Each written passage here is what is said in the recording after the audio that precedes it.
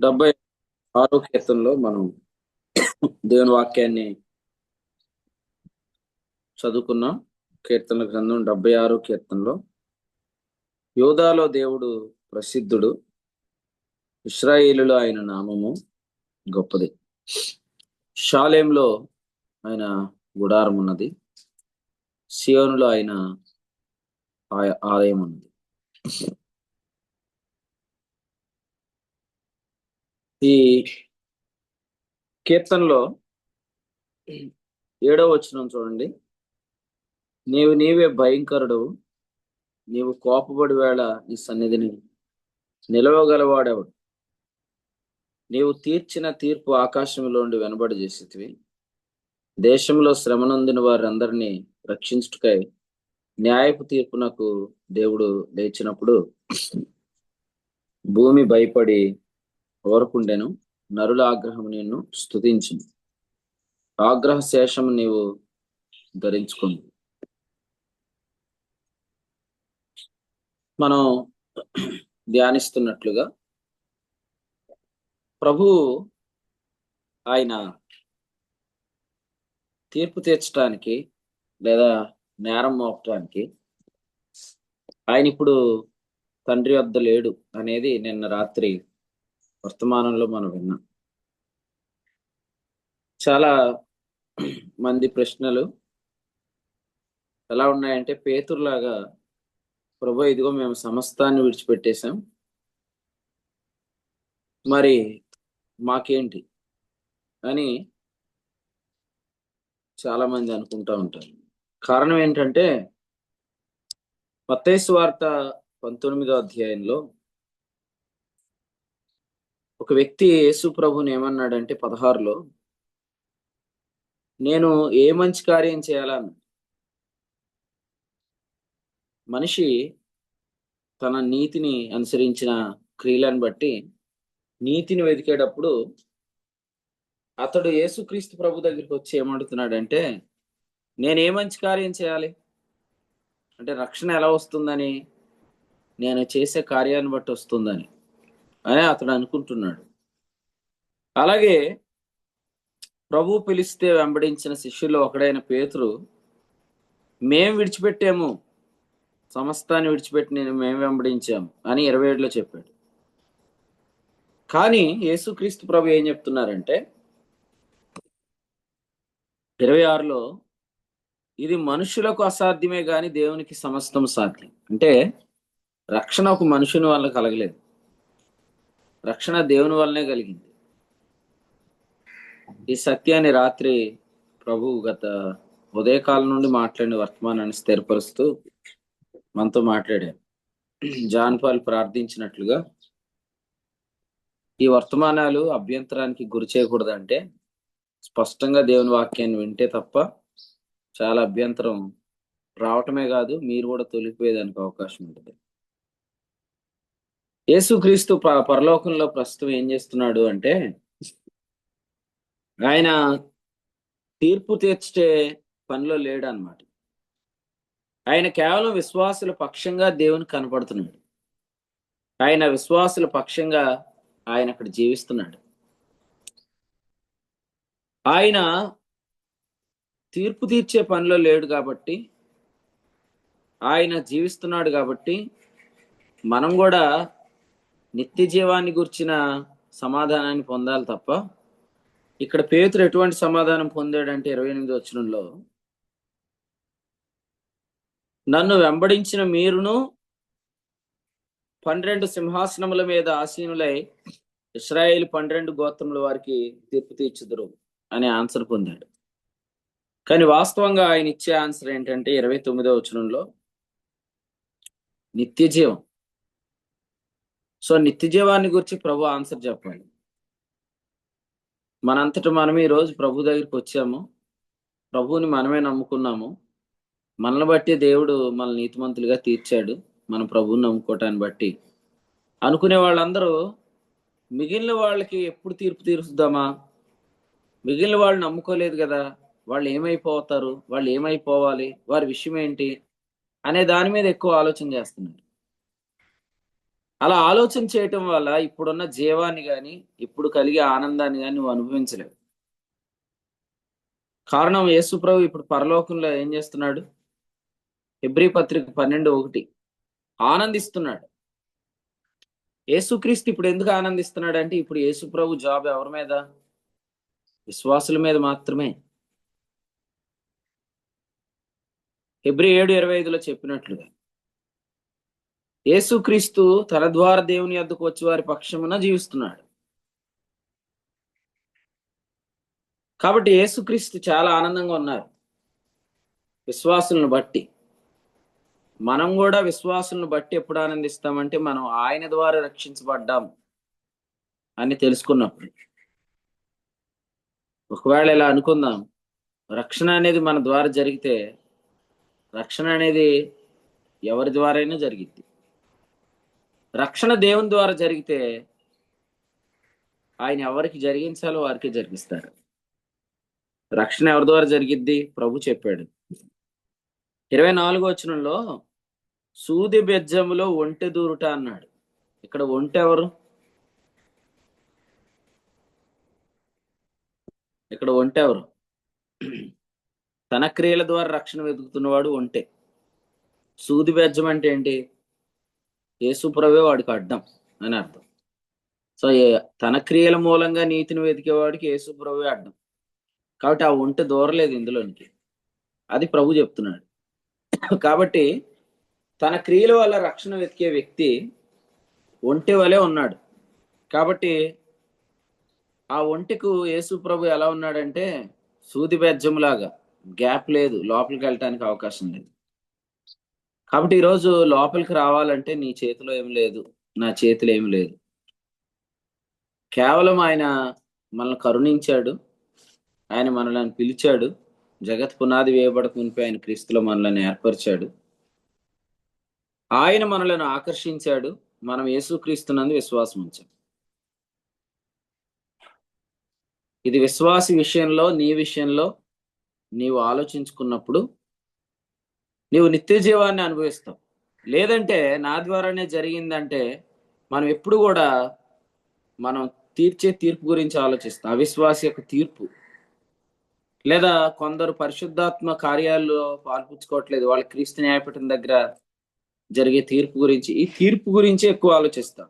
నేను ఉదయకాలం మనం చెప్పినట్లుగా సమయము రాకముందు దేన్ని గురించి తీర్పు తెచ్చొద్దు. ఎందుకంటే సమయం రాకముందు తీర్పు తీరిస్తే ఏం జరిగిద్ది? గర్వం వచ్చేస్తాం. అందుకనే కొరింథీయులకు రాసిన మొదటి పత్రిక 4వ అధ్యాయంలో చెప్పినట్లుగా, సమయము రాకముందు 5వ వచనం, దేనిని గురించి తీర్పు తెచ్చండి. ఎందుకంటే అందువలన నీవు దేవుని ఎదుట నీతిమంతుడిగా ఎంచబడలేదు. మనమందరం దేవుని ఎదుట నీతిమంతులమైంది ఎందుకు? యేసుక్రీస్తు చేసిన పుణ్యకార్యాన్ని బట్టి, యేసుక్రీస్తు యొక్క మరణాన్ని బట్టి, ఆయన రక్తాన్ని బట్టి మాత్రమే. కాబట్టి యేసుక్రీస్తు ద్వారా దేవుని ఎదుట నీతిమంతులమయ్యాం, కానీ ఆత్మకార్యాలను బట్టి అయితే కాదు. అందుకని ఆత్మకార్యాల తీర్పు గురించి ఇప్పుడే వద్దు, ఇప్పుడే మాట్లాడొద్దు. సేమ్ అలాగే పరలోకంలో ఉన్న క్రీస్తు అవిశ్వాసుల తీర్పు విషయంలో అక్కడ కూర్చోలేదు. విశ్వాసులకు జరిగిన తీర్పు విషయంలో ఆయన అక్కడ కూర్చున్నాడు. అందుకనే ఇప్పుడు మనం చదివే వాక్యంలో ఏముందంటే, యోధాలో ఆయన ప్రసిద్ధుడు అనే మాట ఉంది. యోధ అంటే అర్థం ఏంటి?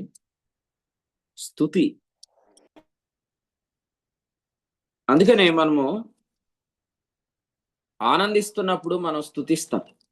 118వ కీర్తనలో మాట్లాడుతూ అక్కడ ఏం చెప్పాడంటే 24లో, ఇది యెహోవా ఏర్పాటు చేసిన దినము, దీని యందు మనం ఉత్సహించి సంతోషించదు. ఈ రోజును మీరు ఎంజాయ్ చేయండి. ఇది ఉత్సహించి సంతోషించాల్సిన దినం. అంతేగాని ఈ దినం తీర్పు తీరుద్దాం అని అనుకోవద్దు. ఎందుకంటే సమూయేలు గ్రంథంలో వాక్యంలో మాట్లాడుతూ ఒక విషయం చెప్పాడు. చూద్దాం రండి. సమూయేలు మొదటి గ్రంథంలో 11:13 చదవండి. 11:13. సౌలు నేడు యెహోవా ఇశ్రాయేలీయులకు రక్షణ కలుగజేసిన కనుక ఈ దినమున ఏ మనుష్యుని మీరు చంపవలెను. రైట్. సౌలు దగ్గర ఉన్నవారు ఏమన్నారంటే, సౌలు మనలను ఎలాగూ ఏల్తాడు లేదా ఏలునా అని అడిగిన వారిని మరి తెచ్చి చంపించండి అని సమూయేలుతో అన్నారు. ఎందుకంటే కొంతమంది పనికిమాలిన వాళ్ళు ఏం చేశారంట, 10వ అధ్యాయం 27, కానుకలు తీసుకొని రాలేదంట, అతన్ని నిర్లక్ష్యం చేశారంట. ఇప్పుడు కానుకలు తెచ్చిన వాళ్ళు అందరూ ఏమనుకుంటున్నారు, మేము ఇచ్చాం, మేము చేశాం, మేము సౌలుకి ఇచ్చాం అనే అతిశయంలో ఉన్నారు. ఇప్పుడు మీరు కానుక ఇచ్చారంటే అది మీరే ఇవ్వలేదు, దేవుడు మిమ్మల్ని ప్రేరేపించాడు. అది మర్చిపోయి నేను ఇచ్చాను, నేను చేశాను అనుకున్న వాళ్ళు అందరూ ఏమనుకుంటారంటే, ఇవ్వలేని వాళ్ళని ఈ రోజు చంపేద్దాం అనుకుంటారు. అందుకని ఆ సమయాలతో ఏమంటున్నారు, ఆ కానుకలు ఇవ్వలేని వాళ్ళని తీసుకురండి చంపేద్దామంటే, ఈ దినం రక్షణ దినం, ఈ దినాన్ని ఎంజాయ్ చేయండి, ఈ దినాన్ని తీర్పులు తెరుచుకోండి. So this is the day. ఈ రోజు రక్షణ దినం, ఇది మనం ఉత్సహించి సంతోషించే దినం.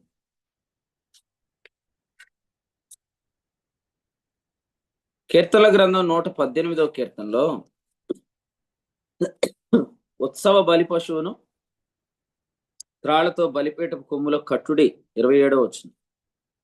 సో ఈ రోజు మనం అందరం కూడా బలిపీఠం మీద ఉన్న పదార్థాన్ని తింటూ ఆనందించాల్సింది. ఇశ్రాయేలీలు ఆనంద గృహాలు ఎక్కడున్నాయి? శవమున్న ఇంటికి పక్కనే ఉన్నాయి. ఐగుప్తు గృహాలు, ఇశ్రాయేలు గృహాలు. ఇశ్రాయేలు గృహాల్లో ఆనందం ఉంది, ఐగుప్తు గృహాల్లో శవం ఉంది. ఇప్పుడు ఎవరైనా ఇశ్రాయేలు గృహంలోకి వచ్చి, ఇది నీకు న్యాయమా, కొడుకు పోయి వాళ్ళు ఏడుతుంటుంటే, కొడుకు చచ్చిపోయి ఏడుపు మొహం వేసుకున్న వాళ్ళు ఉంటే నువ్వు ఆనందిస్తావా అని అంటే మీరేమంటారు? మీరు న్యాయం ఏం చెప్తారు? పృథ్వీ అన్న నువ్వేం చెప్తావు? ఆ రాత్రి 14వ రాత్రి మీకు డ్యూటీ వేశారనుకోండి అక్కడ మీ పోలీస్ డిపార్ట్మెంట్ వాళ్ళకి, ఇశ్రాయేలీలు అందరూ వారి ఇంట్లో డాన్స్లు వేస్తున్నారు, వాళ్ళు నాట్యం చేస్తున్నారు, వాళ్ళ మధ్యలో బలిపశువు ఉంది. They are enjoying the Passover land. వారు పస్కా పశువుని బట్టి వారు అందరూ హ్యాపీగా ఉన్నారు. మీరు వెళ్ళి అసలు ఇది న్యాయమేనా, ఫరో కుమారుడు కూడా చచ్చిపోయాడు, ఫరో ఇంట్లో ఏడుపు ఉంది, అతని సైన్యాధిపతి ఇంట్లో ఏడుపు ఉంది, ఐగుప్తులో రాజుగారు ఫరో మొదలుకొని ఖైదీ యొక్క తొలి పిల్ల వరకు అందరూ చచ్చిపోయి వాళ్ళందరూ ఏడుస్తుంటుంటే నువ్వు ఇంట్లో డాన్స్ చేయటం మంచిదేనా అని అడుగుతారా అని నేను పృథ్వీ గారిని అడుగుతున్నాను. అది మన కొరకు బలిపేట అనుగ్రహించిన ఆహారం కనుక అది మనం తినే భాగ్యం, అది ఆనందం. చాలా డెప్త్ ఉన్నారు మీరు. నాకు ఆన్సర్ కావాలి, ఎవరని చెప్పండి. కాలేబన్నా, వారు రక్షింపబడ్డారు కాబట్టి ఆనందం సంతోషంతో ఉన్నాం. అవునా? ఇప్పుడు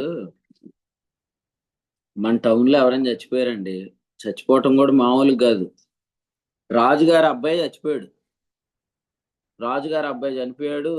మొత్తం చాలా మంది చనిపోయారు ఆ రోజు. శవాల గుట్ట ఉంది, ప్రతి ఇంట్లో శవం ఉంది.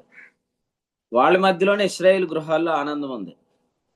ఈ ఆనందాన్ని మీరు ఆక్షేపించరా? అది నేను ఎవరిని కాలేబు పాస్టర్ గారిని అడుగుతున్నాను. మీరైతే ఏమంటారు?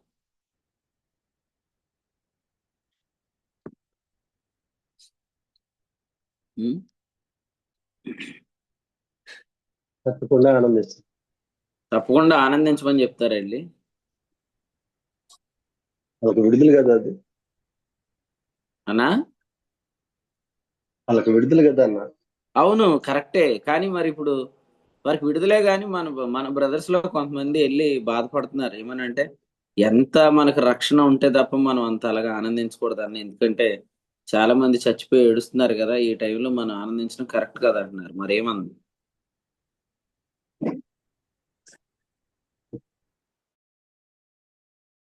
ఇప్పుడు జాన్పాల్ని అడుగుతున్నాను అనమాట, ఎందుకంటే జాన్పాల్ ప్రార్థన చాలా భారంగా చేశాడు. నాకు ఎందుకో జాన్పాల్ మీద డౌట్ వచ్చింది అనమాట ప్రార్థన. ఏ జాన్పాల్,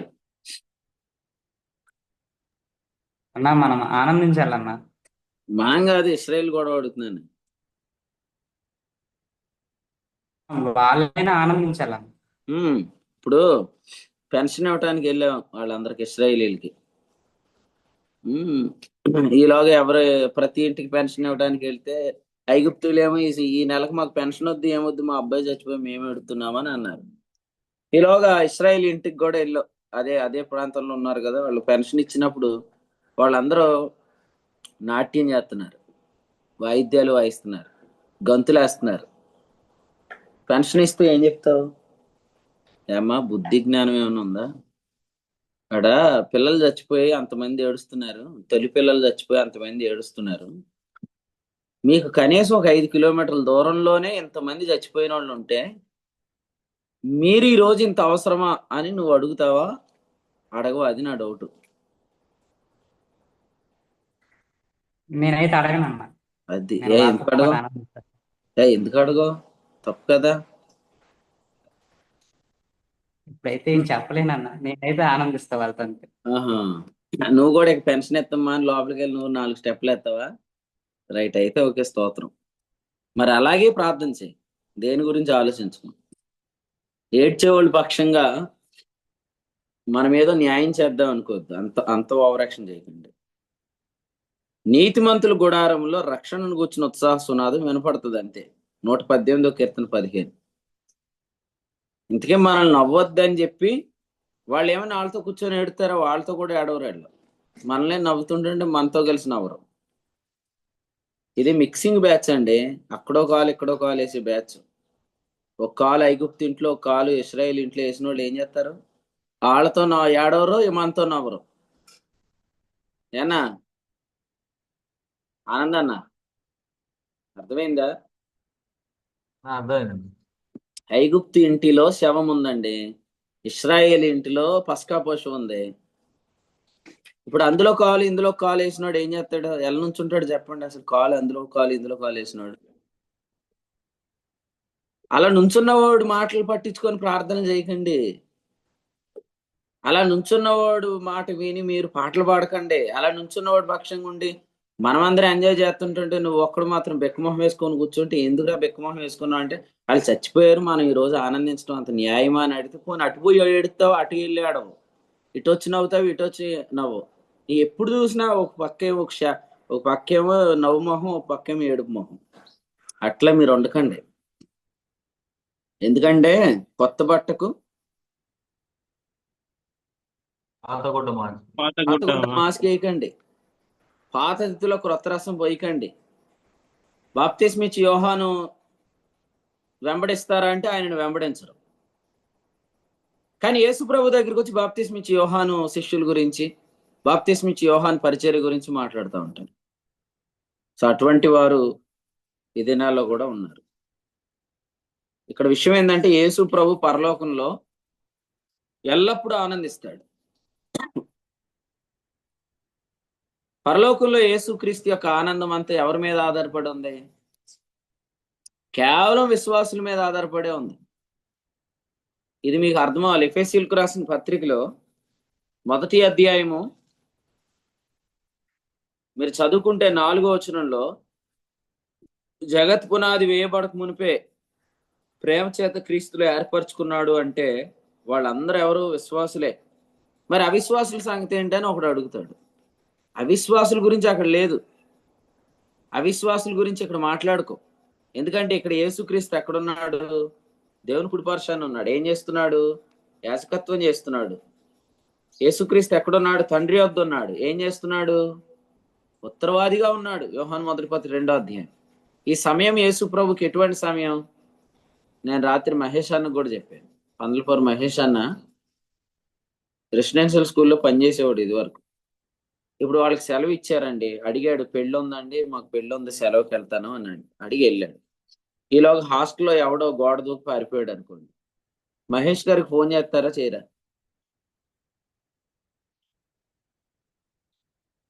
చేస్తారన్న. చేస్తారు చేస్తారు. ఇప్పుడు మీరు ఆదిలాబాద్కి సెలవులు పెట్టుకొని వచ్చారు. చాలా కష్టం మీద సెలవులు ఇచ్చిన తర్వాత మీ పై అధికారి ఏమన్నాడంటే, సరే వెళ్ళు, సెలవుల్లోకి వెళ్ళు, అయితే ఏదైనా ఒక అవకాశం ఉంటే ఫోన్ చేస్తాను, నువ్వు ఫోన్లోనే నాకు డేటా పంపించాను అన్నాడు అనుకోండి. మీరు సెప్టెంబర్ 30న సర్దుకొని వచ్చారు ఆదిలాబాద్. వచ్చినప్పటి నుంచి మీ బాస్ ఫోన్ చేస్తానే ఉన్నాడండి అయిపోయేదాకా. మీరు ఏమంటారు, దాన్ని సెలవు అంటారా? వెళ్ళిన తర్వాత ఏమంటారు మీ బాస్తో? మీకు అవకాశం ఉంటే నువ్వు ఇచ్చిన సెలవు నువ్వే వాడేసుకున్నావు అంటారు. ఈరోజు క్రీస్తు విశ్వాసుల పక్షంగా ఆనందించడానికి అక్కడికి వెళ్ళాడు. కాబట్టి ఆయన అవిశ్వాసుల విషయంలో, వారికి జరిగే తీర్పు విషయంలో అవిశ్వాసులు మరి ఏర్పరచుకోలేదా, అవిశ్వాసులు నరకానికి వెళ్ళిపోవడం దేవుని చిత్తమా, అంటే ఆయనే కావాలని గెంటేస్తున్నాడు అనే క్వశ్చన్స్కి ఆయన రెస్పాండ్ అవడు. మీరెందుకు అవుతున్నారు? అంటే యేసు ప్రభు మోగోడు, యేసు ప్రభు పాపం తెలివి లేనోడు, సరిగ్గా చదువుకోలేదు, మేము వీళ్ళందరికీ ఆన్సర్ చెప్తాక మేము కొండ కింద ఉన్నాము, ఆయన కొండ మీదకి వెళ్ళి కూర్చున్నాడు అనుకుంటున్నారేంటి? You also enjoy with the Christ. నువ్వు కూడా క్రీస్తు ఎంజాయ్ చేయ విశ్వాసుల పక్షంగా. విశ్వాసుల పక్షంగానే మీరు కూడా ఆలోచన చేయండి, ఆనందించండి. ఎందుకంటే మనమందరం కూడా ఎవరు? యాజకులమే కదా. పేతురు 1 అధ్యాయం 9 ఏమన్నాడు? మనమందరం యాజకులం అన్నాడు. అవునా కదా? యాజకుడు ఎవరి పక్షంగా? విశ్వాసుల పక్షంగానా, అవిశ్వాసుల పక్షంగానా? శ్వాస పక్షం. విశ్వాసుల పక్షంగానే. విశ్వాసుల బట్టి మీకు ఆనందం ఉందా, దుఃఖం ఉందా? ఆనందమే ఉంది. ఆ విశ్వాసి ఎల్లప్పుడూ ఎవరు? ఆనందం. మీరు ఆనందిస్తున్న విశ్వాసి ఎవరు? ఎయిర్పోర్ట్లో ఉన్న విశ్వాసి ఎవరు? పిలువబడిన విశ్వాసి ఎవరు? నీతిమంతునిగా తీర్చబడిన విశ్వాసి ఎవరు? అంగీకరించబడిన విశ్వాసి ఎవరు? కుమారుడైన విశ్వాసి ఎవరు? ఎవరు ఆ విశ్వాసి? నేనే అండి. Very good. అది సో నేనే. నా పట్ల ఆయన ఏర్పాటును, ఆయన ప్రణాళికను, ఆయన కృపను, ఆయన కరుణను, ఆయన జాలిని నేను ఎల్లప్పుడూ ధ్యానం చేసుకోవాలి. ఇతరు అవిశ్వాసుల గురించి ఎక్కువ మాట్లాడుతున్నానంటే రక్షణ ఎవరి ద్వారా కలిగింది అనుకుంటున్నాను నేను?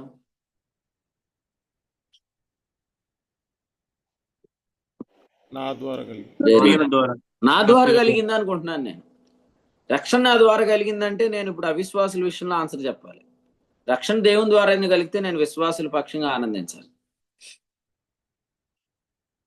సో అదనమాట. అందుకనే మనం ఎల్లప్పుడూ ఆనందంగా ఉండాలి, మనం ఎల్లప్పుడూ స్తుతులు చెల్లించాలి. అందుకనే యోధాలో ఆయన ప్రసిద్ధుడు. అంటే యోధా అనగా స్తుతి. ముఖ్యంగా 118వ కీర్తనలో ఉన్న స్తుతి ఏంటంటే 26వ వచనం, యెహోవా పేరట వచ్చువాడు ఆశీర్వాదం పొందును గాక. కదండి, ఆశీర్వాదం అనే దగ్గర ఏముంది? క్రొత్త నిబంధనలు. సువార్త ఆశీర్వాదం.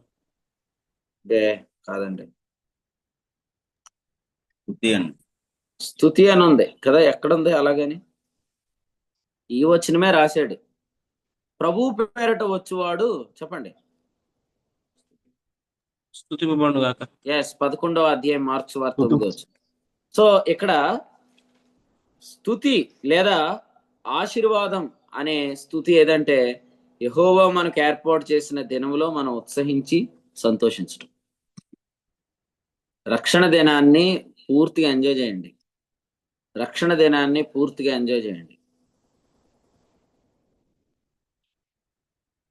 చెప్పండి, రక్షణ దినాల్లో మనం ఆనందించాలి లేదా? మనకు భారం లేదా అవిశ్వాసుల విషయంలో? నేను జాను ఎప్పుడు చూసిన కాన్ఫరెన్సుల్లో మనమే ఆనందిస్తున్నాం, చాలా హ్యాపీ అయిపోతున్నాం. మనం ఇంత ఆనందించేస్తున్నాం, ఇంత ఆనందించకూడదేమో, మనకు అవిశ్వాసుల పట్ల ఆత్మల భారం లేదేమో. ఏంటి ఈ ప్రశ్నలు అసలే? రక్షణ ఆనందాన్ని మనం ఎంజాయ్ చేయాలి. రోమాపత్రిక 14వ అధ్యాయంలో దేవుని రాజ్యం అంటే ఏం చెప్పాడు? 14:17లో భోజనం పాటు కాదు కానీ పరిశుద్ధాత్మ యందలి ఆనందం. నీతి, అదంతా చెప్పాలండి. నీతి, నీతి, సమాధానం, సమాధానమును పరిశుద్ధాత్మ యందలి ఆనందం. మనం నీతిమంతులుగా తీర్చబడి దేవునితో సమాధాన పరచబడి పరిశుద్ధాత్మను పొంది ఇప్పుడు పరిశుద్ధాత్మ యందు మనం ఆనందించాలి.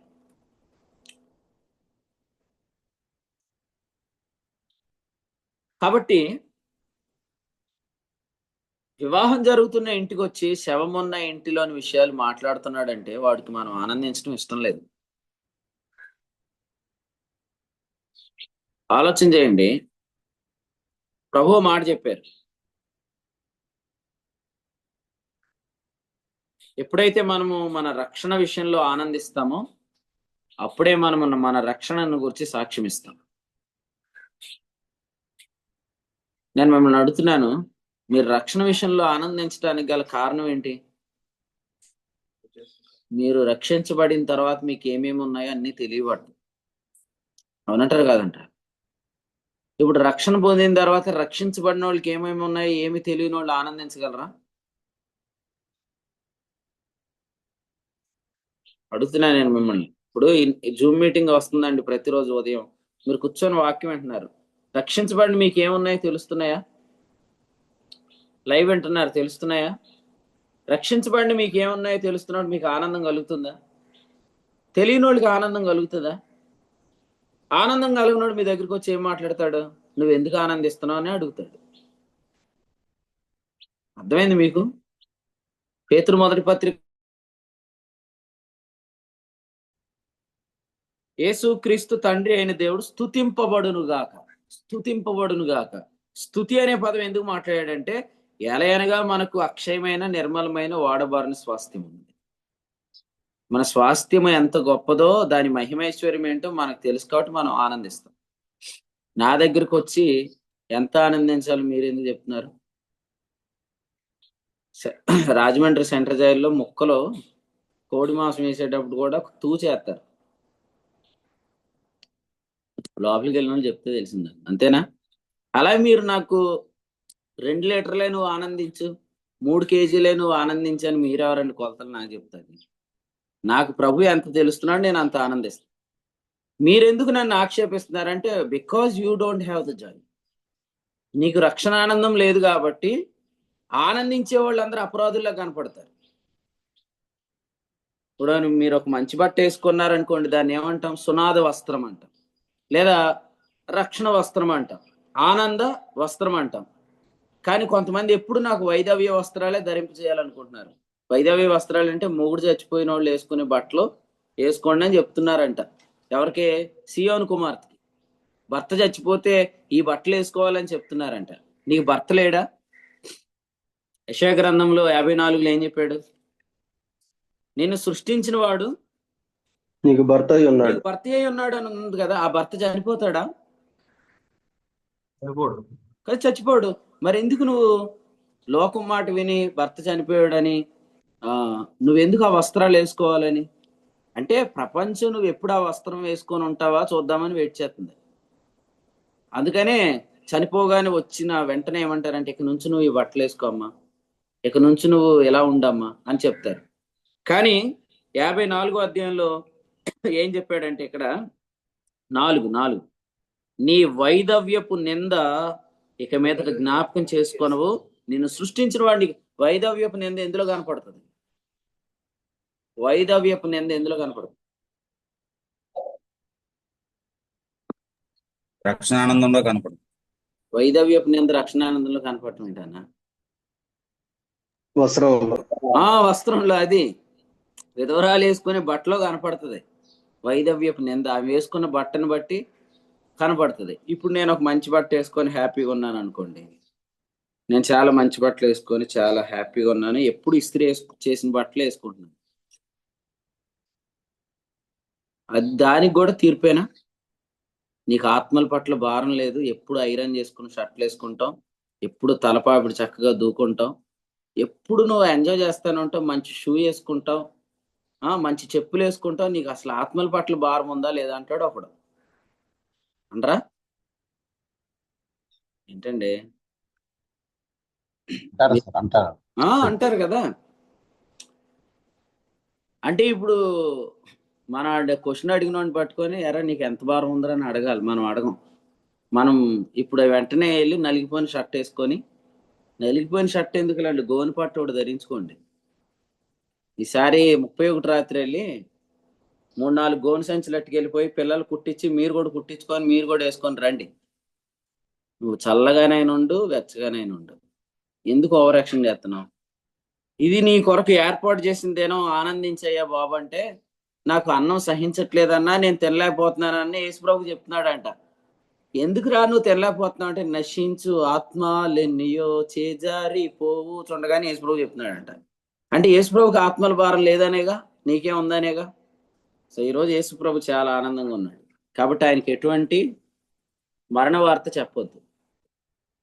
పెళ్లి జరుగుతున్న ఇంటికి వెళ్ళి చచ్చిపోయిన వాళ్ళ గురించి మాట్లాడద్దు. అందుకనే యేసుప్రభు ఏం చెప్పారంటే, పెండ్లి కుమారుడు తమతో ఉన్న దినాల్లో పెండ్లి ఇంటి వారు ఎంతో ఆనందిస్తారు. ఆ దినాల్లో బాప్తిస్మ ఇచ్చి యోహాను శిష్యులు వచ్చి అక్కడ ముచ్చట్లు పెట్టొద్దు.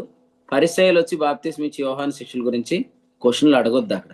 ఎందుకు అడగొద్దు అంటే, ఇది యెహోవా ఏర్పాటు చేసిందేనో, ఇది మనం ఉత్సహించి సంతోషించాల్సిందేనో, ఇది మన స్తుతులు చెల్లించాల్సిందేనో.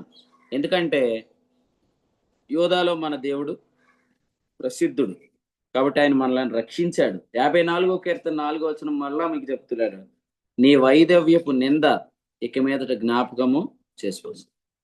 భర్త లేడు, భర్త లేడు, భర్త లేడు, భర్త లేడు, భర్త ఉన్నాడు. రోమాపత్రిక 7వ అధ్యాయం ప్రకారం మన భర్త ఎప్పటి వరకు ఉంటాడు? ఇక ఆయన చనిపోడు కదండి. అసలే ఈ పరిచర్యలో భర్తలు లేని స్త్రీలు ఎవరైనా ఉంటే నేను మీకు చెప్తున్నాను, లోకము నిన్ను ఏందమ్మా భర్త లేకపోయినా ఎంత ఆనందంగా ఉన్నావు అని అంటలేదా?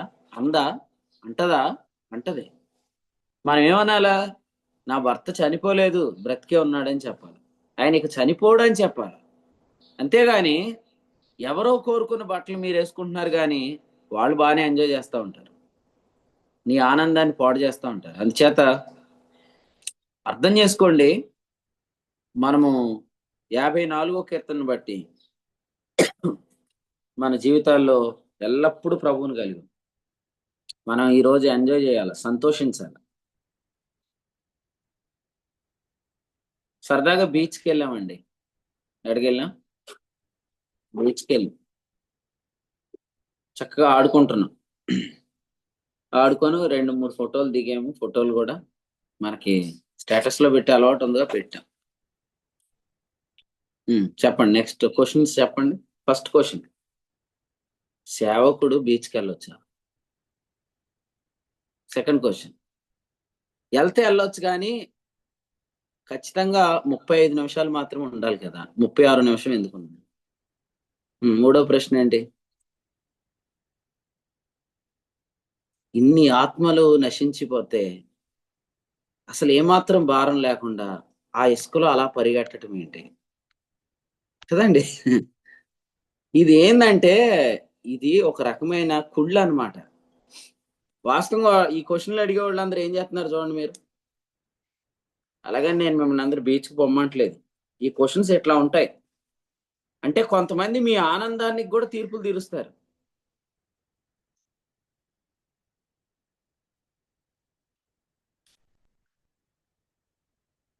తెలుసుకోండి, ఇప్పుడు నీవు యేసుక్రీస్తులో ఆనందిస్తేనే పరిశుద్ధాత్ములాగా పనిచేయగలవు. నువ్వు యేసుక్రీస్తులో ఆనందించకపోతే పరిశుద్ధాత్మలో పనిచేయలేవు. యేసు యొక్క ఆత్మ ఇప్పుడు ఎక్కడుంది? భూమి మీద ఉంది. కానీ యేసు ప్రభు ఎక్కడున్నారు? పరలోకంలో ఉన్నారు. పరలోకంలో ఆయన విశ్వాసులను బట్టి ఆనందిస్తున్నాడు. మనం కూడా మనం విశ్వాసులమైనందుకు ఆనందించాలి, విశ్వాసులైన వారిని గురించి ఆనందించాలి. అప్పుడు పరిశుద్ధాత్ముడు మన ద్వారా జరిగించిన పని జరిగిస్తాడు. ప్రభుకు స్తోత్రం. చాలా మంది ఆదివారం వాక్యం చెప్తారు, మళ్ళీ ఆదివారమే చెప్తారు. అవునా? కానీ ప్రభు మహాకృప ఏంటంటే, ప్రతిరోజు మనం దేవుని పనిలో ఉంటాము, చెప్తాము, అయినా కూడా మనం ఆనందంగా ఉండటాన్ని కూడా అపార్థం చేసే వాళ్ళ గురించి వాళ్ళ గురించి ఎక్కువ ఆలోచించకండి. మీరందరూ ఈరోజు మ్యారేజ్ ఈవెంట్కి వచ్చారు, ఫోన్ స్విచ్ ఆఫ్ చేసేసేయండి, ఫుల్గా ఎంజాయ్ చేయండి. మన పెండ్లి కుమారుడిని బట్టి, అక్కడ జరుగుతున్న విందును బట్టి, అక్కడ వేసిన ఐటమ్స్, క్రొత్త ద్రాక్షరసాన్ని బట్టి అవసరమైతే 2-3 స్టెప్పులు వేయండి, చక్కగా నాట్యం చేయండి. ఇలాగ ఎవడైనా వస్తాడు, నీకు తెలుసా, నాకేం తెలియదు, నువ్వేం మాట్లాడుకో, నోరు మూసుకోమని చెప్పి మీరు ఎంజాయ్ చేయండి. యోధాలో దేవుడు ప్రసిద్ధుడు, స్తుతులు చెల్లించాల్సిన సమయం ఇది. ఆయన మనకిచ్చిన రక్షణ పాత్రను ఎత్తుకొని స్తుతులు చెల్లించాలి. అదే పాత్ర చూడండి ఇప్పుడు కొరింథీయులకు రాసిన మొదటి పత్రిక 11వ అధ్యాయం. కొరింథీయులకు రాసిన మొదటి పత్రిక 11వ అధ్యాయంలో 10వ అధ్యాయం చూడండి. 10వ అధ్యాయంలో ఏ మాట ఉంది? వచనం 16 చదవండి. 16. మనము దీవించు ఆశీర్వచనపు పాత్రలు త్రావుట క్రీస్తు రక్తంలో పాలు పుచ్చుకొనుటయే కదా. ఫుట్ నోట్ చదవండి. మనం స్తుతించు స్తుతి పాత్రలు స్తుతించు స్తుతి పాత్ర. ఆశీర్వచనపు పాత్ర అంటే స్తుతి పాత్ర. స్తుతి పాత్ర చేతిలో పట్టుకొని స్తుతులు చెల్లించండి. నీ రక్తమే నన్ను శుద్ధీకరించెన్, నీ రక్తమే నా బలము, నీ రక్తధారలే ఇలా పాపికాశ్రయమిచ్చును. పరిశుద్ధ తండ్రి నీతిగా కడిగి పవిత్రపరచితివి. నీ రక్తమే నన్ను శుద్ధీకరించెన్, నీ రక్తమే నా బలము. ఆ ప్రభు రక్తాన్ని ఎత్తిపట్టుకొని, ఈ రక్తాన్ని బట్టి నేను నీతిమంతుడయ్యాను, ఈ రక్తాన్ని బట్టి నేను అంగీకరించబడ్డాను, ఈ రక్తాన్ని బట్టి నేను పరిశుద్ధుడయ్యాను, ఈ రక్తాన్ని బట్టి నేను పరలోకంలో ఉన్నాను. స్తుతి పాత్రను ఎత్తుకొని స్తుతులు చెల్లించాలి. రక్షణ పాత్రను చేత పట్టుకొని ప్రభుకు స్తోత్రం చెల్లించాలి. ఈ దినం మనం ఆరాధించాల్సిందేను, ఆనందించాల్సిందేను, స్తుతించాల్సిందేను. యోధాలో మన దేవుడు ప్రసిద్ధుడు కదా. నేను మిమ్మల్ని ప్రశ్న అడుగుతాను, యథార్థంగా ఆన్సర్ చెప్పాలని ప్రేమతో కోరుతున్నాను. 7 ఏండ్ల శ్రమల కాలంలో సంఘం పరలోకంలోకి వెళ్ళిపోయాక శ్రమల కాలంలో జరిగే వాటిని బట్టి మనం ఏమైనా బాధపడతామా? ఇప్పుడు యేసుప్రభు వస్తాడండి, వెళ్ళిపోతాం మనం ఆయనతో. ఇక్కడ భూమి మీద క్రీస్తు విరోధి బయలుపరచబడతాడు, ఉగ్రదినం వస్తుంది 7 ఏండ్ల శ్రమల కాలంలో. భూమి మీద జరిగే ఈవెంట్లను బట్టి మీరు ఎవరైనా క్రీస్తుతో ఉండి ఎవరైనా ఏడుస్తారా? చూస్తారా? అక్కడి నుంచి ఇక్కడ జరిగే చూస్తారా? చూస్తారు. ప్రకటన 4:1 ఇక మీద జరగవలసిన వాటిని కనుపరుస్తానన్నాడు. చూస్తాం కానీ ఏడుస్తామా నవ్వుతామా? నవ్వుతా. ఇప్పుడు మనల్ని క్వశ్చన్లు అడిగే వాళ్ళు ఉన్నారుగా, మీరు ఎందుకు ఎంత హ్యాపీగా ఉన్నారు అన్న వాళ్ళు నవ్వుతారా ఏడుతారా? అప్పుడు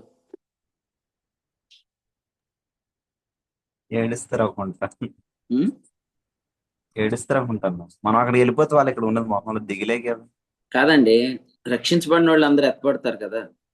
ఇప్పుడు రక్షించబడిన వాళ్ళు ఇప్పుడు మన క్వశ్చన్ అడిగేది బిలీవర్సే, అవిశ్వాసులు కాదు. ఆ విశ్వాసులు కూడా వస్తారుగా అడికి. అప్పుడు శ్రమల కాలంలో జరిగే సంభవాలు చూసి వాళ్ళు ఏడుస్తారా, అక్కడ వాళ్ళు ఆనందిస్తారా అని అడుగుతున్నాను నేను. ఏమి పాస్టర్ గారు ఆనందిస్తారా? కాకినాడ సందీప్ గారు చెప్పండి. ఏడుస్తారు. సందీప్ అన్న మైక్ ఆన్ చేసుకో, ఆన్సర్ చెప్పు. ఆనందిస్తారా? అప్పుడు మీరు అడుగుతారా? శ్రమల కాలంలో ఇంతమంది చచ్చిపోతే ఇక్కడ ఎందుకు నువ్వు ఆనందిస్తున్నావు అని అడుగుతారు మీరు? అడుగుతారా? అవకాశం ఉండదన్న. అంత అంత it's the environment is filled with Joy కదన్న. అడగండి. అడుగుతున్నారు కదా, రేపు మీరు అడగండి. నువ్వేమన్నారా భూమి మీద నేను ఎంత ఎంజాయ్ చేస్తుంటే ఏం జానిపోలే అని అన్నావు కదరా.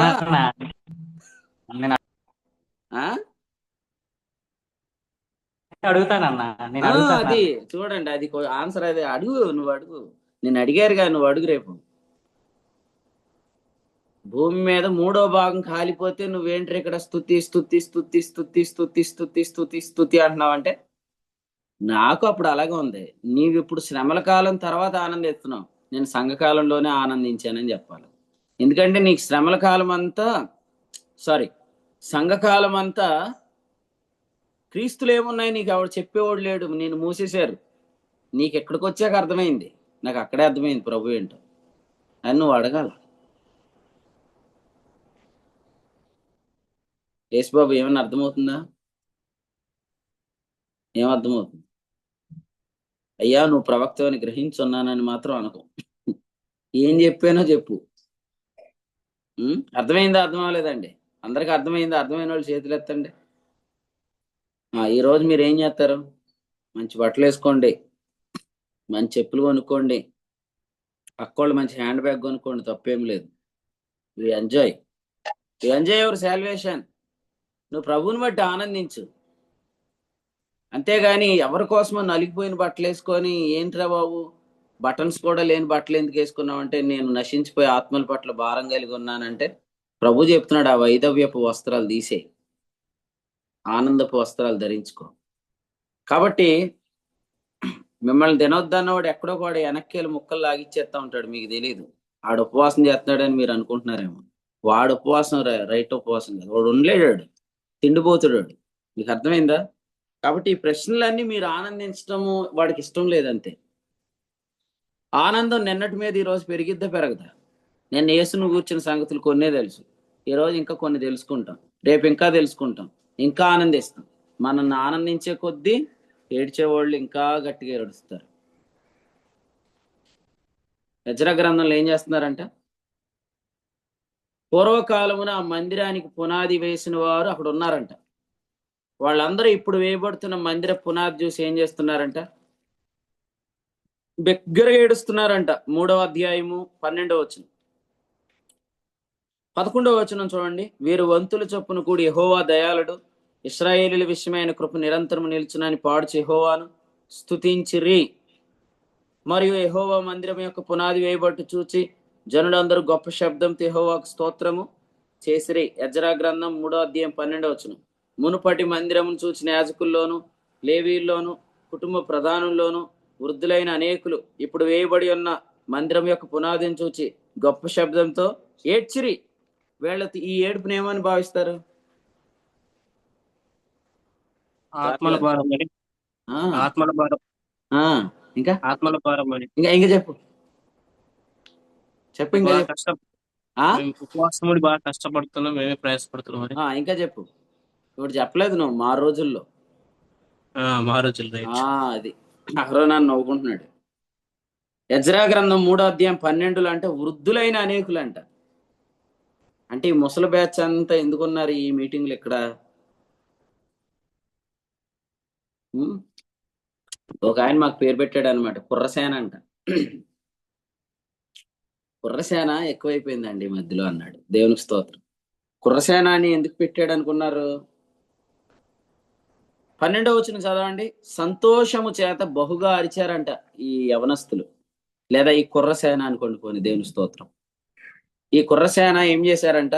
బహుగా అరిచారంట. ఇప్పుడు మీరు చెప్పండి, మీ పక్కన ఏడుస్తున్న ముసలోడి పక్కన నిలబడి మీరు అరుస్తూ ఉంటే వాడు ఏమనుకుంటాడు? బొత్తిగా భక్తిహీనుడు నువ్వు అనుకుంటాడు. అనుకోడా? ఏమిటి డేవిడ్ రాజు అన్న, నువ్వు గుక్కబట్టి ఏడ్చేస్తున్నావు, నేను నీ పక్క చేయలేసాను అనుకో, నువ్వేమంటావు? నేను భక్తిహీనంగా ఉన్నాను అంటావా? నన్ను కూడా అంటావా? అదేలే, నువ్వు ఆన్సర్ చెప్పావు కానీ నన్ను అనలేదు, నాకు తెలుసు. కాబట్టి ఇక్కడ చూడండి, వృద్ధులైన అనేకులు ఏడుస్తున్నారంట పునాది చూసి. ఎందుకు ఏడుస్తున్నారంటే ఆ దినములలో పునాది, ఆ దినములలో పునాది అంటారంట. ఆ దినములలో పునాది కదరా బిడ్డ, ఈ దినాల్లో పునాదే గొప్పదే. ఎందుకంటే ఆ దినాల్లో బంగారంతో, ఈ దినాల్లో కడవరి మందిర మహిమతో. కాబట్టి మునుపటి మందిరం యొక్క మహిమను మించిన మహిమ హగ్గై గ్రంథం 2వ అధ్యాయంలో చెప్పాడు. ఇది ఎట్టిదిగా వారికి తోచుచున్నదని అడిగాడు. ఇది ఎందునను పోలినది కాదే అని వారు అంటున్నారు కదా, కానీ ఈ కడవరి మందిరాన్ని నేను నా మహిమతో నింపుతాను అన్నాడు 9వ వచనం. కాబట్టి మీకేం చెప్తున్నానంటే, మనీష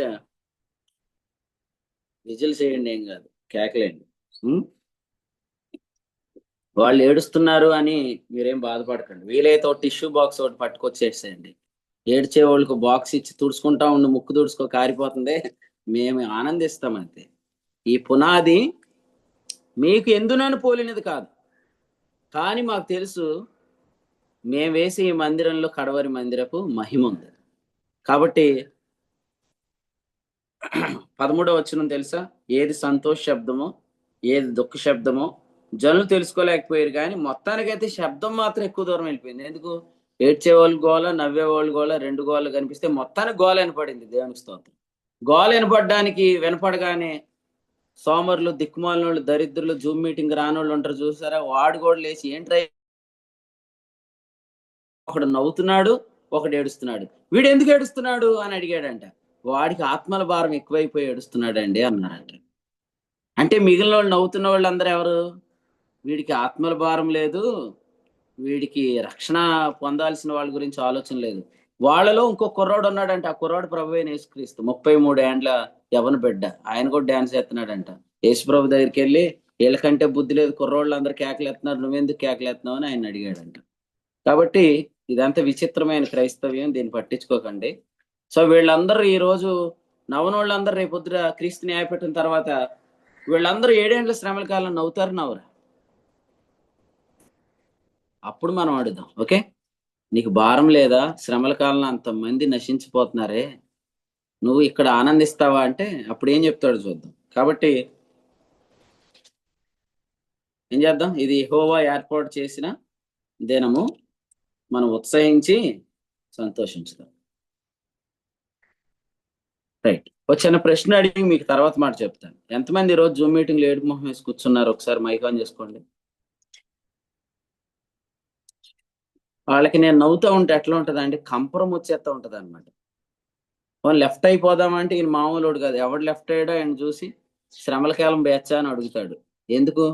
ఇక్కడే ఉండి ఆ కవరింగ్ చేసుకోవడానికి వీడియో ఆఫ్ చేసుకొని ముఖాల మీద ముసుగులు వేసుకున్న వాళ్ళారా, ముఖాల మీద ముసుగులు తీయండి, నవ్వుకోండి. ఎందుకో ఏడుతున్నారు ఎప్పుడు చూసిన ఏడుపు మొహం వేసుకొని? నేను కూడా ఏడవాలని కోరుకుంటున్నారా ఏంది?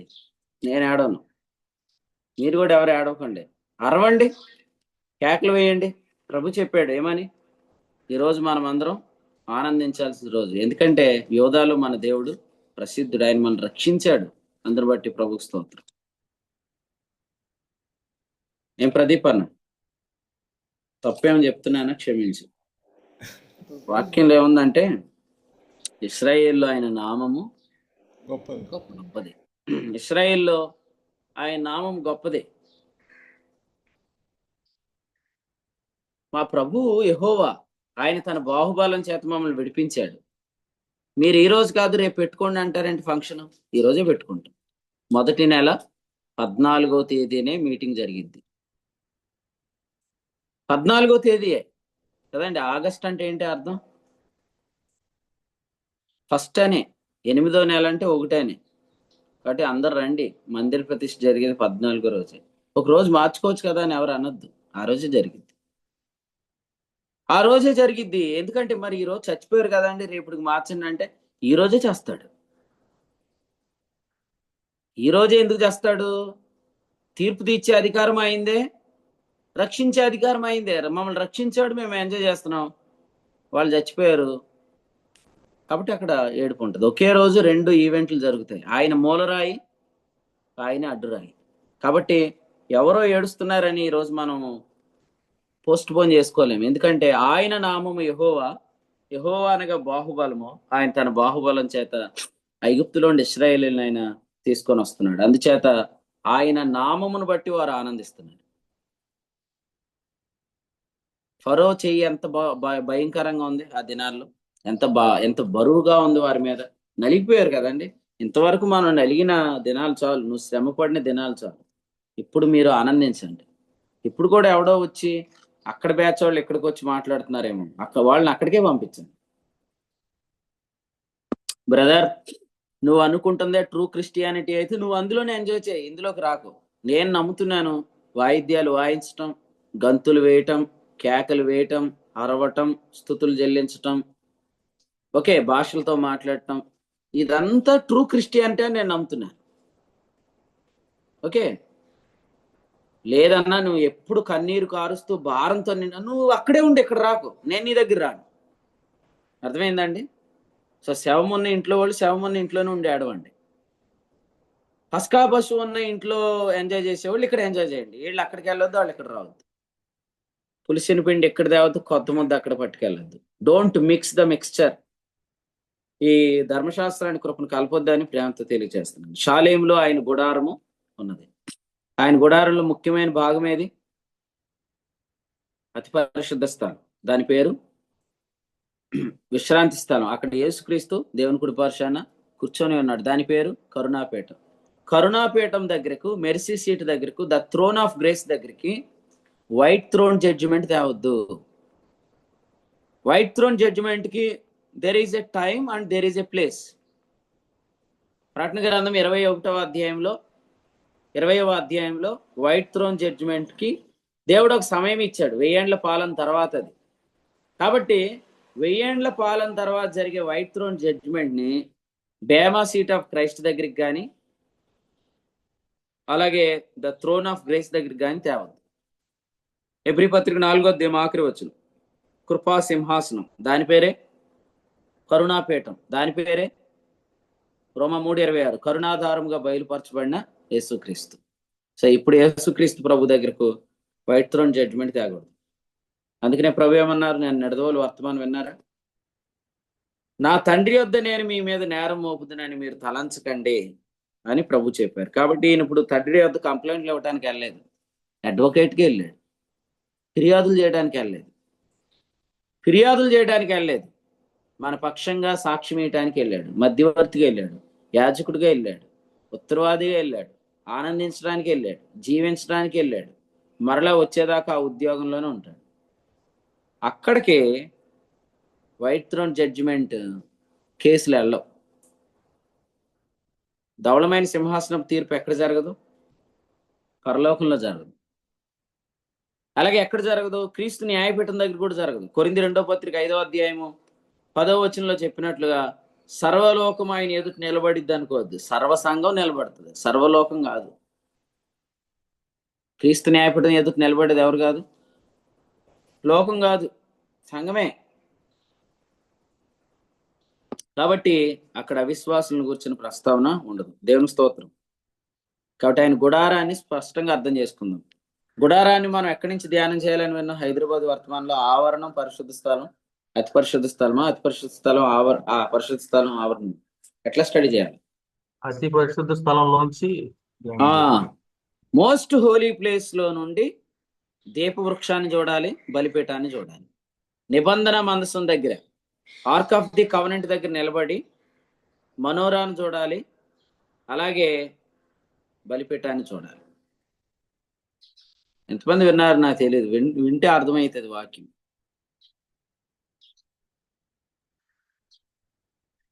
వినండి, మళ్ళీ వినండి. ఒకవేళ ఎవరైనా వినకపోతే హైదరాబాద్లో సెకండ్ మెసేజ్ అనమాట.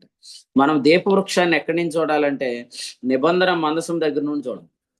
అట్లా చూసినప్పుడు మన మనస్సు మారుతుంది. పరిశుద్ధ స్థలం అంటే మనస్సు.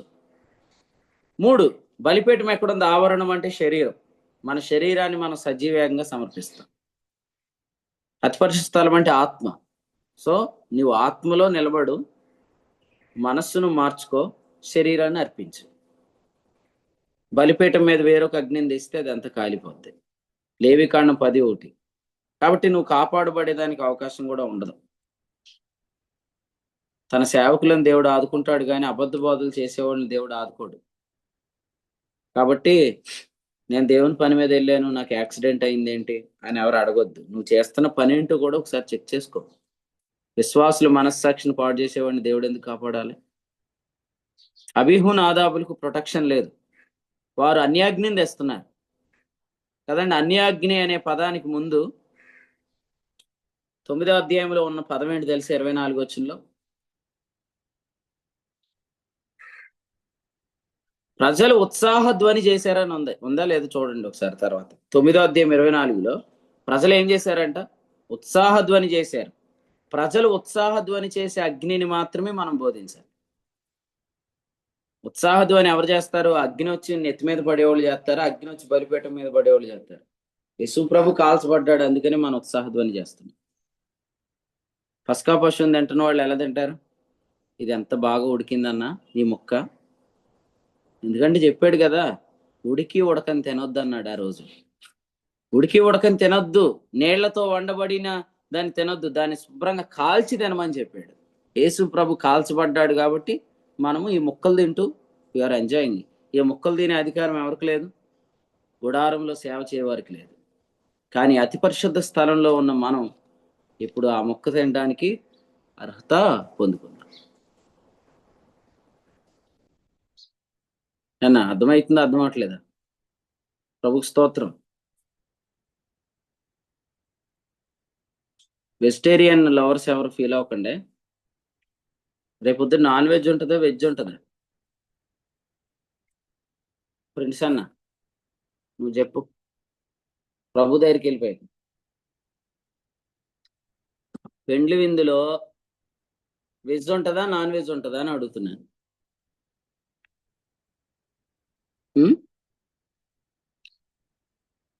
చెప్పండి, తెలీదా మీకు?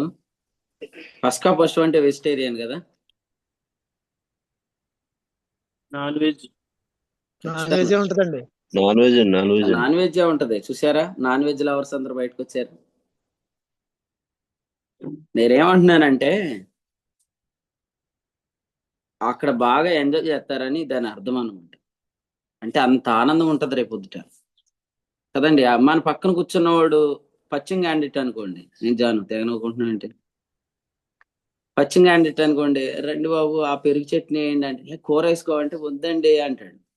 మన పక్కన కూర్చున్నవాడు అలాంటి వాడు కూర్చున్నాడు అనుకోండి, ఇప్పుడు కాలేబు గారి పక్కనే కూర్చున్నాడు ఎవడో జ్వరం వచ్చినాడు కదండి. ఇక ఆ బంతిలో అందరూ వాళ్ళే ఉన్నారు, ఈయన ఒక్కడే నాన్ వెజ్ ఎవడో ఉన్నాడు అనుకోండి. వేరే ఆ బంతిలోకి వెళ్ళకండి రా, ఆ రోలో ఉన్న వాళ్ళు అందరూ వెజిటేరియన్ సెక్షన్ అంటే ఏమనుకుంటాడు? కూర్చోకి ఈ దరిద్ర మధ్యలోనే కూర్చున్నానా అనుకుంటాడు. ఎందుకంటే ఏమి రావు, కోరుకున్న ఐటెంలు ఏమి రావు ఆడికి. వంకాయ వస్తుంది, వంకాయ వచ్చి మళ్ళీ రాంబాబు గారి దగ్గర కూడా వచ్చి ఏమంటాడు, మీరు వేసుకుంటారా అంటాడు. తలకాయ నొప్పి వచ్చేస్తుంది ఇలాంటి వాళ్ళకి కదండి. నిజంగా మనం అందరం ఎంత ఎంజాయ్ చేస్తాము, కానీ చాలా మంది బాధపడతానే కూర్చుంటున్నారు. రేపు షాలేములో ఆయన గుడారం ఉంది అనే అనుభవంలో మన అతి పరిశుద్ధ స్థలంలో ఉన్నాం. మన మనస్సు మారి నూతన మౌటు వలన రూపాంతరం చెందుతుంది. మన అవయవాలను ప్రభుకి మనము అర్పిస్తూ ఉంటాం. ఈ గొప్ప అనుభవాన్ని మీరు చూడాలన్నమాట. అంతే తప్ప ఆవరణంలో ఉండి అతి పరిశుద్ధ స్థలం గురించి ఆలోచన చేయొద్దు, మీకు అది అర్థం కాదు. పరిశుద్ధ స్థలంలో ఉండే అతి పరిశుద్ధ స్థలం గురించి ఆలోచన చేయొద్దు, మీకు అర్థం కాదు. ఆ 7 దీపాలను ఎలా వెలిగించాలో స్వరం ఎక్కడి నుంచి వచ్చింది? కరుణాపీఠం మీద నుంచి వచ్చింది. సో ఫస్ట్ యాక్టివేట్ అయ్యేది ఏదంటే ఆర్క్ ఆఫ్ ది కవెనెంట్, తర్వాతది మనోరా దీపవృక్షం ల్యాంప్ స్టాండ్, నెక్స్ట్ది ఆల్టర్ బలిపీఠం. కాబట్టి ఈ ఆలయాన్ని బట్టి స్తోత్రం, షాలేములో ఉన్న ఆయన గుడారాన్ని బట్టి వందనాలు. ఆఖరి మాట చదువుదాం, 2వ వచనంలో సియోనులో ఏమున్నది? ఆయన ఆలయం ఉన్నది అనే మాట చూస్తున్నాం. సియోన్లో ఆయన ఆలయం ఉన్నది కదండి. ఎక్కడైతే ఈరోజు పాపి అనే తీర్పు లేదో అక్కడే దేవుని మందిరం కట్టబడింది. సియోనులో నివసిస్తున్న వాళ్ళందరూ ఎవరు? సియోను కొండ మీద నిలబడిన వాళ్ళు అందరూ ఎవరంటే వారు కుమారులే గాని దుర్బీజులు కాదు అని చెప్పాడు. కాబట్టి జడ్జిమెంట్ లేని కొండ మీద దేవుని సంఘం కట్టబడుతుంది, ఆయన మందిరం కట్టబడుతుంది. సో మన జీవితాల్లో కూడా ఆ పునాదిని బట్టి మనం ఆనందించాలి. జెరుబ్బాబేలు పునాది వేస్తుంటుండగా ఏం చెప్పాడు జకర్యా గ్రంథంలో? కృప కలుగునుగాక అని వారందరూ కేకలు వేస్తున్నారు. 7వ వచనం, కృప కలుగునుగాక అని కేకలు వేస్తున్నారు. నెహెమ్యా గోడ కడుతున్నప్పుడు అందరూ ఏమన్నారు? అరే చెత్త చాలా విస్తారంగా ఉందే, ఈ ప్రాకారం ఎలా కడతాడు అని అంటే, మందిరం కట్టేటప్పుడు కూడా గొప్ప పర్వతమా నీవు చదును భూమి అవుదు అని చెప్పాడు. కాబట్టి స్తోత్రం చెల్లిద్దాం. ఎందుకంటే ఈ వచనంలో ఏమనుందంటే, ఈ మందిరపు పునాది వేసిన చేతులే ఈ పనిని ఏం చేస్తాయంట? ముగిస్తాయి. ఈ సత్క్రియను ఆరంభించిన వాడు యేసుక్రీస్తు దినం వరకు కొనసాగిస్తాడు. మొదటి రాయి ఆయనే, ముగింపు రాయి కూడా ఆయనే. ఆల్ఫా ఆయనే, ఒమేగా ఆయనే. మొదటివాడు ఆయనే, కడపటివాడు ఆయనే. కాబట్టి ఆరంభించింది ఆయనే, కొనసాగించేది ఆయనే, ముగించేది ఆయనే. అందును బట్టి ప్రభుకు స్తోత్రం. అందుకని ఈ పునాది బట్టి మీరు ఆనందించాలి. ఎక్కడ ఆయన మందిరం కట్టబడుతుందంటే, ఎక్కడ ఆయన ఆలయం ఉన్నదంటే సియోనులో. సియోన్ అంటే అర్థం ఏంటంటే అది తీర్పు తీర్చే కొండ కాదు, అది రక్షణను నిశ్చయపరిచే కొండ, రక్షణ ఆనందం కలిగించే కొండ. ఆ కొండ మీద దేవుని మందిరం కట్టబడింది. అటువంటి పునాదిని బట్టి మనం కూడా ఆనందిద్దాం. ఈ ఉదయకాలం తలంపులు ప్రభు మనందరి వినికిడిలో దీవించును గాక. మిగిలిన వచనాలు నేను ఆల్రెడీ కవర్ చేశాను వర్తమానంలో, మీరు చదివితే మీకు అర్థమైద్ది. కాబట్టి ఆయన కోపం మన మీద లేదు, ఆయన ఆగ్రహం మన మీద లేదు. కేవలం మనం ఆయన రెక్కల క్రింద ఉన్నాం, ఆయన చేత అంగీకరించబడ్డాం. ఆయన దృష్టికి మనము నీతిమంతులం, నిర్దోషులం, పరిశుద్ధులం, కుమారులం. దీన్ని బట్టి మనం ఎల్లప్పుడూ ఆనందిద్దాం. ప్రభు ఈ తలంపు మనందరి వినికిడిలో దీవించును గాక. ఆమేన్. ఆమేన్. ప్రభుకు స్తోత్రం. 76 కీర్తన నుంచి ప్రభు మనతో మాట్లాడిన సంగతులను బట్టి ప్రభుకు స్తోత్రాలు తెలియజేస్తున్నాను. ప్రభు పరలోకంలో మన పక్షాన జీవిస్తున్నాడు, అంటే విశ్వాసుల పక్షాన్ని జీవిస్తున్నాడు. కాబట్టి మన గుడారంలో పస్కా బలి పశువు, ఆ పస్కా బలి పశువుని బట్టి మనము ఉత్సాహధ్వని చేస్తున్నామని, మరి ఎవరైతే అవిశ్వాసులు ఉన్నారో వారి గురించి తీర్పు గురించి ఆలోచిస్తే ఇప్పుడు నిత్య జీవాన్ని అనుభవించలేమని గత రాత్రికాలం నుంచి నేటి నుంచి ప్రభు మనతో మాట్లాడుతున్నాడు. ఎందుకంటే ఆ రక్షణ ఏది ఏదుతుందో అది మన క్రియల ద్వారా వచ్చింది కాదని కూడా మనం నేర్చుకున్నాం. కాబట్టి ప్రభు వచ్చే వరకు దేని గురించి కూడా తీర్పు తీర్చకూడదని కూడా నిన్నటి ఉదయకాల సమయంలో మనము వాక్యం నేర్చుకున్నాం. మరి ఆత్మకార్యాలకు ఇప్పుడున్న ఆత్మకార్యాలు విషయాల్లో మనం తీర్పు తీసినట్లయితే మనకు గర్వం వచ్చే అవకాశం ఉందని మనం వింటా ఉన్నాం. యూదాలో ఆయన ప్రసిద్ధుడు, యూదా అనగా స్తుతి అని. ఆనందిస్తున్న వారే ఆయన స్తుతిస్తున్న వారుగా ఉంటారు. ఇది యెహోవా ఏర్పాటు చేసిన దినము, రక్షణ దినం. కాబట్టి ఇది మనం ఉత్సహించి గంతులేసి సంతోషించే దినం అని మనం వింటా ఉన్నాం. మన వైధవ వస్త్రాన్ని తొలగించి ఆయన ఆనంద వస్త్రాలతో మనల్ని నింపుతున్నాడు. ఐగుప్తు గృహాల్లో సేవలు ఉన్నాయి, కానీ మన గృహాల్లో మరి ఉత్సవ బలి పశువు ఉంది అని మనం ప్రభును స్తుతించవలసిన వారమై ఉన్నాం. క్రీస్తు ప్రభు పరలోకంలో ఎల్లప్పుడూ సంతోషిస్తున్నాడు విశ్వాసుల కొరకని. అలాగే విశ్వాసులు మనమైన మన కొరకు ఆయన జీవిస్తున్నాడని నమ్మితే ఖచ్చితంగా మనం కూడా ఆనందిస్తాం అనే విషయాన్ని మనం జ్ఞాపకం చేసుకున్నాం. ప్రభు స్తోత్రం. అలాగే ఈ రక్షణ దినాన్ని మనం పూర్తిగా అనుభవించాలి, ఆనందించాలని. మరి దేవుని రాజ్యం అంటే కూడా అదే నీతి, సమాధానం, పరిశుద్ధ, ఆత్మీయ ఆనందంతో ఉండిందని మనం విన్నాం. మరి ప్రతిరోజు ఆయన స్వాస్థ్యం యొక్క మహిమేశ్వరం ఎటువంటిదో ఆ స్వాస్థ్యాన్ని మనం తెలుసుకుంటున్నాం. కాబట్టి రక్షించబడిన మనకు ఏమేమి ఉన్నాయో తెలుస్తున్నాయి, కాబట్టి ఆ ఆనందంతో మనం నింపబడుతున్నామని మనం జ్ఞాపకం చేసుకుంటున్నాం. మనం సృష్టించిన వాడు మనకు భర్త అయి ఉన్నాడు, కాబట్టి ఆయనకు చనిపోడు, ఆయన మన కొరకు ఎల్లప్పుడూ జీవిస్తా ఉన్నాడు. కాబట్టి యేసుక్రీస్తు ప్రభు దగ్గరికి వచ్చి శిష్యులు అడిగినట్టుగా, యోహాను శిష్యులు అన్నట్టుగా మనం అలాంటి క్వశ్చన్స్ అడిగితే ఆయన ఖచ్చితంగా రెస్పాండ్ అవ్వడు. మరి ఆయన మనం ఏదైతే మాట్లాడుతున్నామో అది మనము పరలోకంలో ఆయన మన కొరకే ఆయన ఉన్నాడని చెప్పేసి మనం అడిగితే దాంట్లోంచి ఆయన ఆన్సర్ చెప్తాడు. కానీ పాత బట్ట గురించి అడిగితే ఆయన ఆన్సర్స్ చెప్పడని కూడా మనం విన్నాము. మనము పుచ్చుకుంటున్న ఆశీర్వచ పాత్ర కూడా అది స్తుతి పాత్ర అని దాన్ని మనం స్తుతిస్తూ తీసుకుంటూ ఉన్నాం. అందుకు ప్రభు స్తోత్రం. అయితే అలాగే ఇప్పుడున్న వారు కూడా మరి మనకు ఆత్మల భారం లేదు అన్నట్టుగా కొన్ని ప్రశ్నలు సంధిస్తా ఉన్నారు. కానీ మనము ప్రభు కొరకు మనం ప్రయాసపడగలుగుతున్నాం, ఎందుకంటే మనం రక్షణ ఆనందాన్ని కలిగి ఉన్నాం కాబట్టి ఇంకెక్కువగానే ప్రయాసపడగలుగుతున్నాం. కడవరి మందిర మహిమ మునుపటి మందిర మహిమను మించుతుందని అది మనము కొన్ని సాక్ష్యాల ద్వారా, కొన్ని గొప్ప కార్యాల ద్వారా మనం చూస్తా ఉన్నాం. ఇశ్రాయేల్లో ఆయన నామం గొప్పది, ఎందుకంటే మనల్ని రక్షించాడు, మనకు ఆనందింపజేస్తా ఉన్నాడు. అది ఆయన బాహుబలం ద్వారా ఐగుప్తు నుంచి విడిపించినాడు. అది ఆయన బలమే. కాబట్టి కొందరికి ఏడుపు ఉంది, మరి కొందరికి ఆయన అడ్డుబండగా ఉన్నాడు, మనకైతే మూలరాయిగా ఉన్నాడు అనేది మనం జ్ఞాపకం చేసుకుంటున్నాం. అలాగే షాలేములో ఆయన గుడారం ఉన్నది, అతి పరిశుద్ధ స్థలంలో, మోస్ట్ హోలీ ప్లేస్ లో మనం ఉన్నాం. కాబట్టి అది కరుణాపీఠం, విశ్రాంతి స్థలము. అక్కడి దగ్గరికి ధవల సింహాసన తీర్పులు తీసుకురావద్దని అనే విషయాన్ని కూడా మనం నేర్చుకున్నాం. అతి పరిశుద్ధ స్థలంలో ఉన్నాం కాబట్టి మనకు ఆయన పదార్థంలో మనకు పాలు ఇచ్చాడు, ద బెస్ట్ ఫుడ్ ని మనకి ఇచ్చాడని మనం నమ్మి స్తుతిస్తున్నాం. అలాగే సియోన్లో ఆయన ఆలయం ఉంది, ఆ పునాది నిశ్చలమైన రాజ్యం, అది కదలదు. అక్కడికి రక్షణ నిశ్చయిత కలిగించే వర్తమానాలు కొంచెం వస్తున్నాయి. మన జడ్జిమెంట్ లేని స్థలం అది, అక్కడ తీర్పు జరిగే స్థలం అది. మరి అక్కడ ఖచ్చితంగా దేవుడు పునాది వేసి దానికి ఆయన ముగిస్తాడు. అల్ఫా ఒమేగా ఉన్నవాడు ఆయనే ప్రారంభిస్తాడు, ఆయన ముగిస్తాడు.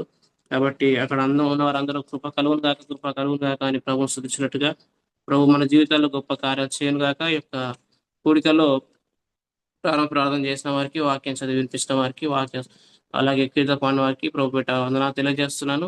ఇంతవరకు నిలిచి శ్రద్ధగా వర్తమానం విన్న వీళ్ళందరికీ కూడా ప్రభుపేట వందనాలు తెలియజేస్తున్నాను. అలాగే కూడికలో ఉన్న దేవుని సేవకులందరికీ, అలాగే వర్తమానం అందించిన దేవుని సేవకులు కూడా ప్రభుపేట వందనాలు తెలియజేస్తున్నాను. ఇంతవరకు కూడిక నడిపించిన వీళ్ళు హనుగారిని బట్టి కూడా ప్రభు స్తుతిస్తూ వారికి కూడా వందనాలు తెలియజేస్తున్నాను. మరి ఎవరైనా ఈ విన్న వర్తమానం బట్టి ప్రేరేపించబడిన వారు ప్రార్థన చేసినట్లయితే మనము కూడికను ముగింపు చేసుకుందాం.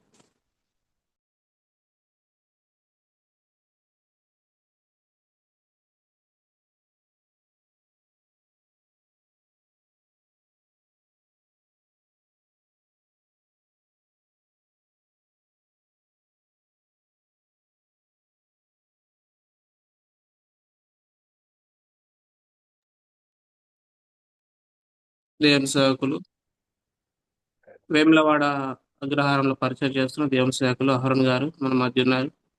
వారి ముగింపు ప్రార్థన చేసిన తర్వాత మనము ఒకరికొకరు వందన తెలియజేసుకొని కూడికను ముగింపు చేసుకుంటాం. అన్నా వందనాలు. అయ్యా వందనాలు. ప్రార్థన చేసుకుందాం. పరిశుద్ధుడైన తండ్రి, గొప్ప దేవ, మీరు మాకు ఇచ్చిన ఈ 76వ కీర్తన బాగా ధ్యానాన్ని బట్టి స్తోత్రం, కృతజ్ఞతలు. మమ్మల్ని అందరినీ ప్రభువా దర్శిస్తున్నారు ఉదయకాలం. దేవా, మరి మాకు ఇచ్చిన ఈ సంతోషాన్ని బట్టి వందనాలు. ఇచ్చినటువంటి యొక్క సమస్త మీరు ఇచ్చినటువంటి కలగజేసినటువంటి ఉచిత కృపను బట్టి, ఉచిత నీతిమత్వను బట్టి, ఉచిత ప్రవేశంను బట్టి వందనాలు, కృతజ్ఞతలు. మా ప్రియులందరినీ ప్రభువా మరి ఈ దినాన్ని, ఈ సంతోష వేడుకలోనికి మీరు కొనసాగింపజేస్తున్నందుకు వందనాలు, కృతజ్ఞతలు. ప్రభు, మా మీద ఇంతగా మీరు మమ్మల్ని ప్రేమిస్తున్నందుకు ఉదయమారు మేము ఆరాధిస్తూ స్తుతిస్తున్నాను. ఓ ప్రభువా, యూదాల స్తుతి ఉన్నది దేవా. మరి మీరు మిమ్మల్ని స్తుతించడానికి మమ్మల్ని ఏర్పాటు చేసుకున్నారు.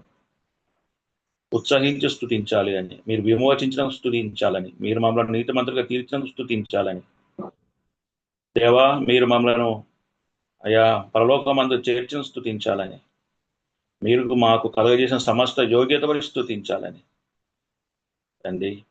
మరి ఆయనకు మీరు కానుకలు తెచ్చి అర్పింపవలని అంటున్నారు దేవా. మరి మీకు మేము మా హృదయమార మా కానుకలు ఇచ్చి మేము స్తుతించినట్లుగా, గణపరుచినట్లుగా అట్టి మనసును మా ప్రియులందరికీ దయచేయండి. హైదరాబాద్ కాన్ఫరెన్స్ను ఎత్తిపట్టి ప్రభువా, ఆ యొక్క సంతోషము మా ప్రియులందరికీ అయ్యా అందజేయనట్లుగా, అందులో మేము ఆనందించినట్లుగా మీరు ఏర్పాటు చేయబోతున్నందుకు వందనాలు. నేడే రక్షణ దినము, దీని యందు మీరు ఉత్సాహించి సంతోషించుడి. ఆ సంతోష వాతావరణాన్ని, ఆ సంతోష దినాలను మా ముందుకు మీరు తీసుకురాబోతున్నందుకు వందనాలు దేవా. మరి సాయంకాల సమయం జరగబోతున్నటువంటి ప్రతి కూడికను బట్టి స్తోత్రములు, కృతజ్ఞతలు దేవా. మరి 14వ తారీఖు జరగబోతున్నటువంటి అయా ఆ యొక్క కార్యక్రమం స్తోత్రములు, అత్తిల్లో జరగబోతున్న మందిర ప్రారంభకు ఆ కార్యం కొరకే స్తోత్రములు, 15వ తేదీ జరగబోతున్న ఆ కార్యం కొరకే స్తోత్రాలు తండ్రి. అక్కడక్కడ జరగబోతున్నటువంటి ఆ బైబిల్ స్టడీని కూడా ప్రభువా మీరు మాత్రమే ఎత్తి ఆయా ప్రాంతాల్లో తను జరిగిస్తున్న ప్రతి పరిచర్య స్తోత్రములు, సహకరిస్తున్న సహకారాల వాటి స్తోత్రములు, కృతజ్ఞతలు. ఇంకాను తండ్రి, ఈ జూమ్ కూడిక కొరకు ఎంతమంది ప్రభువా వారి వారి తలాంతులను తండ్రి మీరు ఇందులో వాడుకుంటున్నారు. పరిచర్యలో ప్రభు యవనస్తులను వాడుకుంటున్నారు దేవా. ఈ దినము మీరు అంటున్నారు దేవా, ఇది ఎంత గొప్ప ఆ పేరు మాకు ఇచ్చారు, అందును బట్టి స్తోత్రములు దేవా. మరి ఈ కడపటి మందిరాన్ని ఇంత మహిమ మందిరముగా మీరు మార్చడానికి కృప చూపుతున్నారు. అయితే కొంతమంది ఏడుస్తున్నారని, వృద్ధులు సైతం కూడా ఏడుస్తున్నారని వారు బాధపడుతున్నారు దేవా. వారి హృదయంలో వారికి బాధనే మిగిలింది. కానీ మా హృదయాలలో సంతోషించేంతగా, ఆ కొవ్విన దూడ గంతులు వేయినట్లుగా ఆ సంతోషముతో మమ్మల్ని నింపుతున్నారు దేవా. మాకు కరగేసిన ఈ సంతోష ఈ సమయాన్ని బట్టి స్తోత్రం, కృతజ్ఞతలు. అయితే ఎవరైతే బాధపడుతున్నారో వారు కూడా నేడు వారికి మీ నామములో సంతోషం దయచేయండి. వారు కూడా మీ అన్నతో, మీ అన్న తండ్రి తను వెలుపల ఉండి బాధపడుతున్నాడు, కానీ తమ్ముడు తండ్రి దగ్గర ఉండి సంతోషపడుతున్నాడు. అతడు కూడా మాతో కలిసి సంతోషించినట్లుగా అయ్యా మీరు కృప చూపండి. ఎవరైతే ఈ దినానికి పొందవలసిన సంతోషం పొందకుండా దూరంగా ఉండి బాధపడుతున్నారో, నేడే రక్షణ దినము వారందరూ ఇందులో వచ్చి సంతోషించినట్లుగా మీరు కృప చూపండి, సహాయం ఇచ్చేయి తండ్రి. మాకిస్తున్న ఈ ఉదయకాల వర్తమానం బట్టి వందనాలు. ఈ సంతోష దినముకై స్తోత్రాలు. ఇచ్చిన సమస్త అయ్యా కార్యాల బట్టి స్తుతిస్తున్నా తండ్రి. అలాగనే ప్రతి విషయంలో మీరున్న కృతజ్ఞతలు. ఈ సమయం బట్టి నాకును ప్రార్థించడానికి మీరు చూపిన నీ ప్రేమకై స్తోత్రం చెల్లిస్తూ నిర్వహిస్తున్న నిర్వాహకులు బట్టి అలాగే వాక్యం అందించిన బలవస స్తుతిస్తూ వందనాలు చెల్లిస్తున్నాం. మంచి ఆరోగ్యం, మంచి అయ్యా ఆత్మ నడిపింపు మీరు ఇస్తున్నందుకు వందనాలు. ఇంకనూ నీ విశేషమైన కృపచేత నింపండి. అనేకులకు దీవెనకరంగా ఆశీర్వకరంగా మీరు మార్చి సహాయం చేయమని మీకు వందనాలు చెల్లిస్తూ యేసు నామములో ప్రార్థిస్తున్నాం తండ్రి. ఆమేన్. ఆమేన్. ఆమేన్. ముగి ప్రార్థన చేసిన దేవుని సేవకులు అహరోన్ గారికి ప్రభుపేట వందనాలు తెలియజేస్తున్నాను. గమనించండి, ఈరోజు సాయంకాలం మరి భీమవరం ప్రాంతంలో మొదటి గురి జరుగుతుంది, తర్వాత నలుజర్లో జరుగుతుంది. వాటి కొరకు ప్రార్థించవలసింది మనం చేస్తూ ఒకరికొకరు వందనాలు తెలియజేసుకున్న తర్వాత కూడికను మనం ముగింపు చేసుకుందాం. అందరికీ వందనాలు. వందనములు. అందరికీ వందనాలు. అందరికీ వందనాలు. అందరికీ వందనాలండి. అందరికీ వందనాలు. అందరికీ వందనాలండి. ఉన్నాలండి. అందరికి వందనాలు. అందరికీ వందనాలు. అందరికీ వందనాలు. అందరికీ వందనాలండి. అందరికీ వందనాలు.